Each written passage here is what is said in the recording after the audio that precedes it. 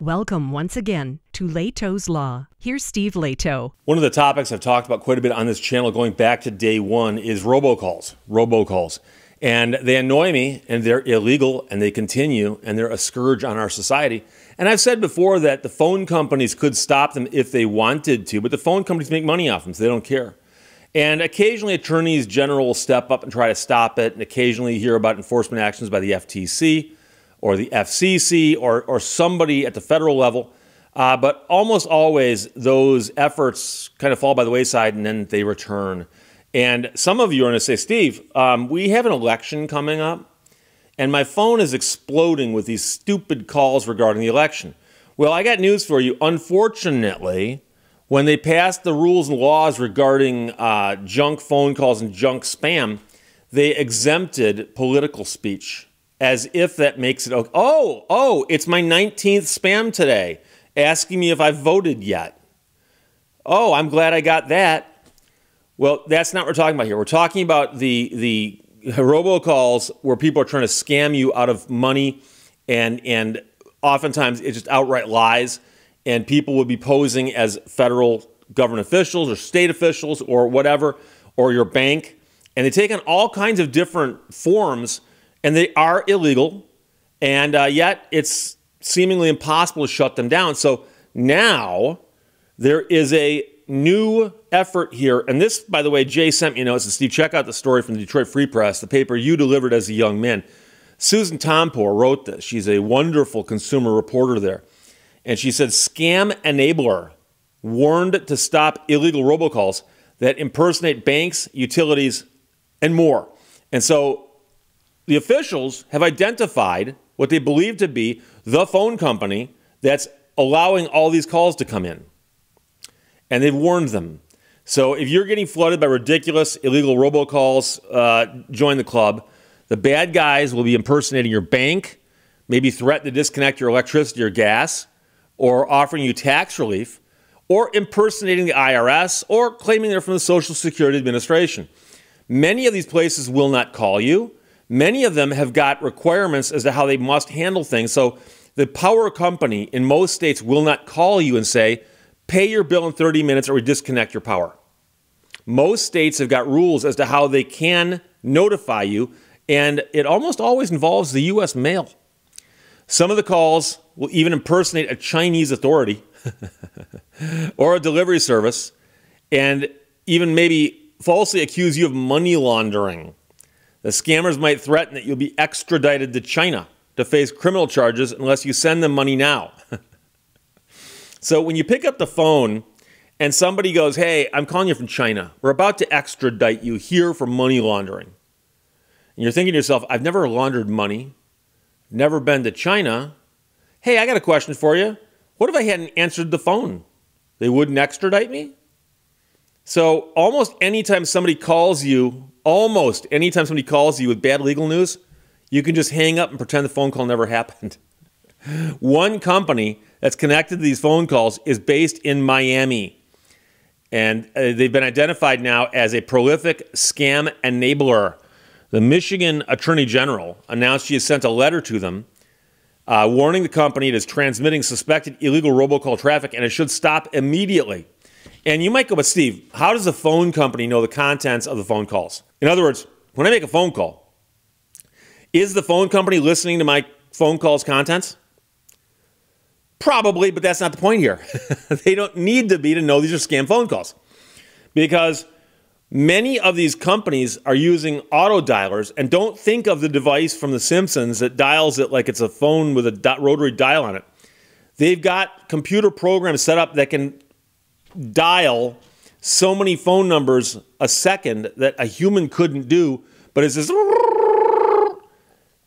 That's not a person making phone calls, okay? That is a person running a robocalling system that is illegal in America. So the name of this company won't pop up on your caller ID. The call is often designed to appear like it's from someone else by spoofing. So you might think it's from your bank, a credit union, credit card issuer. So individuals receiving the calls report hearing a pre-recorded message impersonating a financial institution or credit card issuer issuer, claiming to be providing a transaction alert. Then the consumer is instructed to make payments or provide sensitive financial information. So there is a task force comprised of entities from all 50 states, and they sent a notice on October 18th to this company also. So, for instance, the Connecticut Attorney General issued a warning calling this company a scam enabler, stressing that we're coming for them with a full weight of 51 attorneys general and the federal government. I'm guessing D.C. is involved, as well as the feds. If the company doesn't stop routing suspicious or illegal robocall traffic, according to regulators, the attorneys general may take legal action, including seeking damages, civil penalties, and injunctions. We've talked about this before, though. There have been situations where they've found the company and they've said, okay, stop. They didn't stop. Okay, every single phone call you make is a $1,000 violation. They don't stop. You add it all up, turns out to be some gigantic number. They hit them with the fine, and the company just pulls the plug in the operation, and the owners disappear. And then they pop up in Miami. Somebody does. Looks just like them, though. A year ago, this same company was sent a cease and desist by the Federal Trade Commission and a notice from the FCC. The calls continued, according to regulators, after those notices. So they got the notices and said, okay. The FTC cease and desist listed a wide range of illegal robocalls, including those involving fake calls about suspicious Amazon charges, stolen identity possibly being used in China, and threats that your utilities will be cut off within 30 minutes if you don't pay. Now, I've gotten the one about the stolen identity several times. And they actually have a recording. This weird robotic voice goes, your identity has been linked to a car found burning along the U.S.-Mexican border, and your social security number will be disconnected or shut off if you do not press 1. And they mix a bunch of gibberish in there, so you're like, wait, they found a burning car. Is that really material to the story? Why is the car burning? And how would my social security number be affiliated with that car? So now apparently they decided, hey, we'll scare them even better by claiming that we're calling from China, which, by the way, is quite far away. The FCC sent another letter in October as well, detailing illegal robocalls that impersonated financial institutions. We cannot allow scammers to target families with fake transaction alerts from credit card companies and money transfer services, says FCC Chairwoman Jessica Rosenworcel. And by the way, I get these messages. Sometimes they're phone calls. Sometimes they're emails. And you'll get an email that looks like it came from a bank, and it's got the logo on it and all this. And it goes, we've discovered a problem with your account. Some money is missing. Click here, log in your account, and fix it. And of course, they're hoping that you click on that because they're not the bank. And then when it asks you to log into the account, it's going to go, what's your name? What's your account number? What's your password? When you type those in, it's going to go, you're wrong. That's not what that is. But of course, they're going to take the information, log into your account, and steal your money. But the greatest part ever is I get these all the time from banks that I've never even heard of before. And so on the rare occasion I get one from my bank, I look at it and go, does this make any sense or not? No, it doesn't. I just toss it. But a common one they'll say is, there have been 2 transactions done on your card at Walmart and Western Union today. If you've made these transactions and accepted charges, simply hang up. If you have not made the transactions and you wish to report fraud, please press 1. And when you press 1, you will be speaking to the fraudster. And they're going to be like, oh my gosh, you didn't authorize these? We'll tell you what. For security purposes, what's your name? Well, shouldn't they know your name if they called you? What's your name? Okay. What's your Visa number? What's the card number on? Okay, what's the number 3 code on the back? The 3-digit code. Okay. Do you have a PIN to use that? And they get the information from you. Another report stated that a call that claimed to be from Chase Bank wasn't. They said I had fraudulent activity, so I called them back knowing they weren't Chase, the consumer reported, and they tried to get me to send the $2,000 to them. The bank needs more money. Quick, help them. Robocalls that impersonate legitimate financial institutions and attempt to acquire personal information are particularly pernicious, according to the FCC letter. Particularly pernicious. So the task force requested that the company take steps to prevent its network from continuing to be a source of suspected illegal robocalls. That ain't going to happen. So the letter has threatened them, and they've sent cease and desist letters, but As Susan Tompor points out, consumers cannot trust some of the calls they're receiving because she received 2 more just last week. One was from a tax relief center, which she doesn't owe. And I know darn well if I did, I couldn't enroll to get them eliminated with a zero tax forgiveness program. But we've talked about this so many times, and unfortunately, it's going to continue. And I've spoken to people in the industry of telephones, and I've heard people say, on the one side, Steve, there's nothing they can do about it.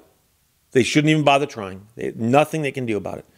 And on the other side, I hear from people go, Steve, they could shut this down instantly if they wanted to. They just don't want to. The truth is probably someplace in the middle. But what they need to do is find the humans behind this operation who are operating the phone company. And if they can show, which I think they can, that they know that there are millions and millions and millions of phone calls being piped through their system into America to rip people off, you shut them down and throw them in jail. Because think of all the fraud that's been enabled by this. And they can't go, oh, well, we didn't rip anybody off. People in China did. People in the Philippines did. Yeah, but you were helping them. You were aiding and abetting them, I would say. So Susan Tompor, the Free Press, wrote that. Thank you very much. Jay sent that. Thank you very much. Scam Enabler Phone Company warned to stop illegal robocalls that impersonate banks, utilities, and more. And like I've said before, and I have to say it again, if you've got anyone in your family, your close circle of friends, especially if they're a little bit older, and remember when there's a time when the phone was on the wall and you had to stand next to it while you talked? You have to explain to them that when a phone call comes in, even if your caller ID says it's the IRS or says it's the power company, don't believe anything that your phone tells you on that little screen. Don't believe it, because it's so easy to spoof the numbers. And then when somebody says, we're calling to shut your power off because you haven't paid your bill, say, can I have your phone number, please? I'll call you right back. And they'll either say no or they'll hang up on you. And that's how you test it. And if they say, yeah, here's our phone number, hang it up, and then tell your friend or relative to call you and go, what should I do? Oh, the power company said they're shutting off your power in 30 minutes. Did you pay your bill? Yeah, they're not. Don't worry about it. That's it. And 31 minutes later, they go, oh, cool. We're all set then. Questions or comments, put them below. Let's talk to you later. Bye-bye. Thank you for watching Lehto's Law.